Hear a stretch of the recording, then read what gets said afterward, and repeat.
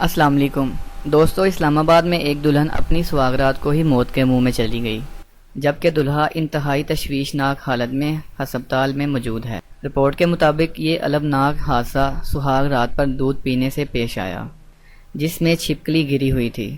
دلہے کا نام Saddam Hussein اور دلہن کا نام سائمہ بتایا جاتا ہے۔ رپورٹ کے مطابق زہریلا دودھ پینے سے صدام اور سائمہ دونوں کی حالت گیر ہو گئی، جس پر انہیں فوری طور پر ہسپتال منتقل کیا گیا۔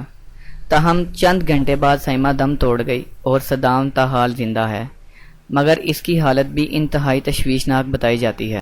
پولیس واقعے کے بعد ان کے گھر پہنچی اور ان کے کمرے کا جائزہ لیا تو وہاں دودھ کے برتن سے مری ہوئی چھپکلی برآمد ہوئی۔ ڈاکٹروں نے بھی تصدیق کی ہے کہ سائمہ کی موت زہریلا دودھ پینے سے ہوئی ہے۔ مزید اچھی ویڈیوز کے لیے ہمارا چینل ضرور سبسکرائب کریں، ویڈیو کو لائک کریں اور شیئر کرنا مت بھولیں۔ شکریہ۔